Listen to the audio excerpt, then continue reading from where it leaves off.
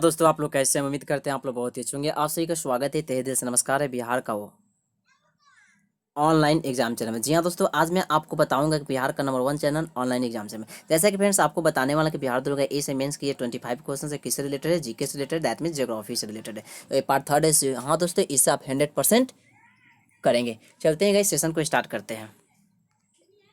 बात करते हैं बहुत ही कम समय। देखिए इस गैस सबसे बड़ी बात क्या है कि हमारे पास टाइम नहीं, आपके पास टाइम नहीं, बट आप अपने लाइफ का मुझे 10 मिनट दीजिए। मात्र 10 मिनट में मैं आपको 25 क्वेश्चन कंप्लीट कराऊंगा।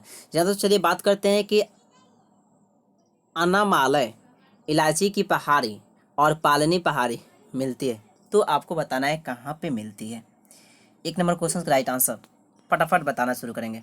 1 नंबर क्वेश्चन का राइट आंसर अनुवाई मूडी में मिलता है। कहाँ मिलता है? अनुवाई मूडी में मिलता है। एक का राइट आंसर ए सही है। चलिए गाइस बात करते हैं 2 नंबर क्वेश्चन। भारत में शक्तिशाली एल नीनो कारण है। भारत में शक्तिशाली एल नीनो कारण है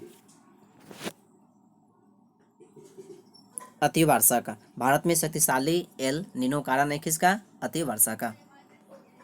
3 नंबर क्वेश्चन, बृहत हिमालय अर्थात हिमाद्री के पूर्वी छोर पर है। बृहत हिमालय अर्थात हिमाद्री के पूर्वी छोर पे है। 3 नंबर क्वेश्चन का राइट आंसर नंगा पर्वत। 4 नंबर क्वेश्चन की बात करते हैं। सुंदरवन क्षेत्र में है। सुंदरवन क्षेत्र में है, तो सुंदरवन क्षेत्र में है तो क्या है? सघन मैग्रो वन। ठीक है, तो याद रखेंगे 4 का राइट आंसर क्या होंगे? डी होगा। कैगा है, तो कैगा क्या है?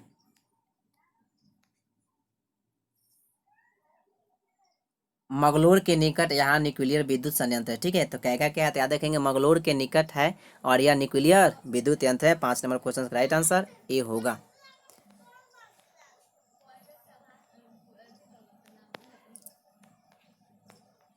चलिए 6 नंबर क्वेश्चन आपके सामने, आपके स्क्रीन पे।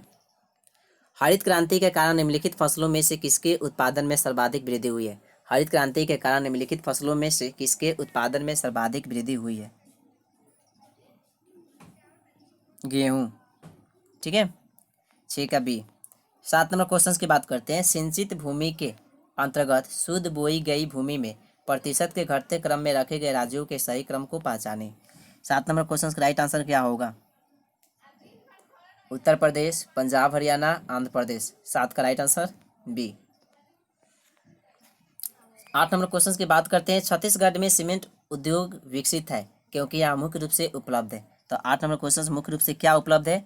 चूना पत्थर उपलब्ध है, याद रखेंगे। 8 का ए आंसर।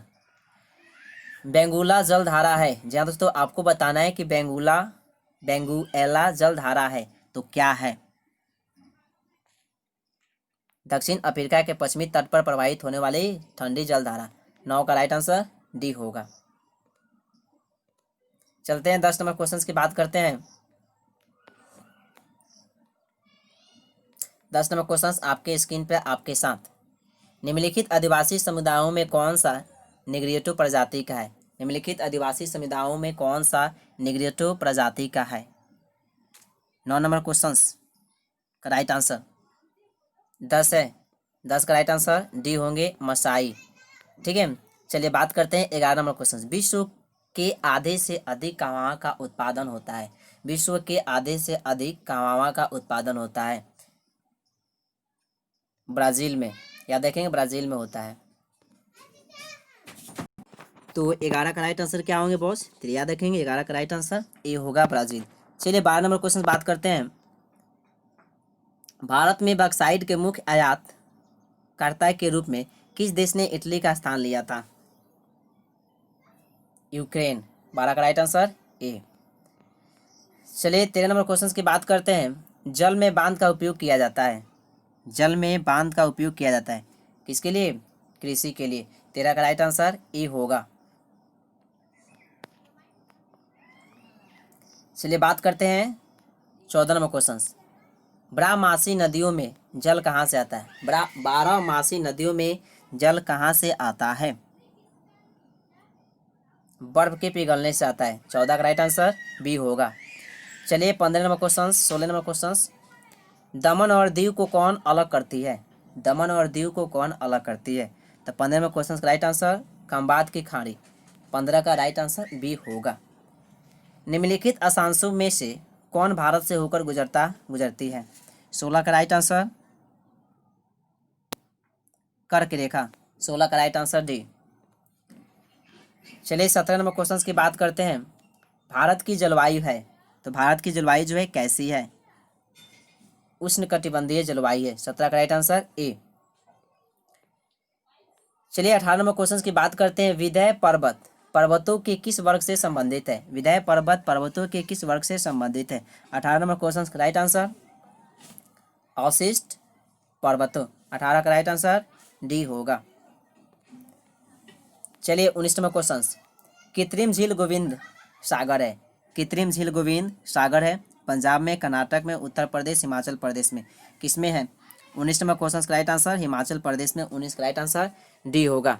चलिए बात करते हैं 20 नंबर क्वेश्चन, पाल घाट निम्नलिखित राज्यों में से किन्हें जोड़ता है? पाल घाट निम्नलिखित राज्यों में से किन्हें जोड़ता है?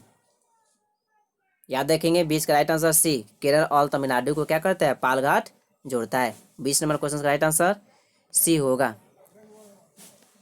ठीक है, अब बात करेंगे 21 नंबर क्वेश्चन की। छोटा नागपुर पठार है, छोटा नागपुर पठार है, तो छोटा नागपुर पठार जो है कहाँ है? और का इसका क्वेश्चन का आंसर सी। भारत में निम्नलिखित झीलों में से किसका पानी सबसे अधिक खारा है? सांबर। ठीक है, 22 का राइट आंसर डी होंगे। चलिए बात करते हैं 23 नंबर क्वेश्चन। ठीक है, सागर में भारतीय सार्वभौमत्व समुद्री मीलों में तक है, तो आपको बताना है कि जहाँ खाली स्थान है वहाँ हम क्या भरेंगे। 23 का राइट आंसर सी होगा। निम्नलिखित नदियों में से कौन बिहार में गंगा से मिलती है? निम्नलिखित नदियों में से कौन बिहार में गंगा में मिलती है? तो 24 नंबर क्वेश्चन का राइट आंसर क्या होगा? पुनपुन। 24 का राइट आंसर डी। और नेक्स्ट एंड लास्ट क्वेश्चन 1, 2, 3 और 4। ठीक है, चारों मतलब मिलती है।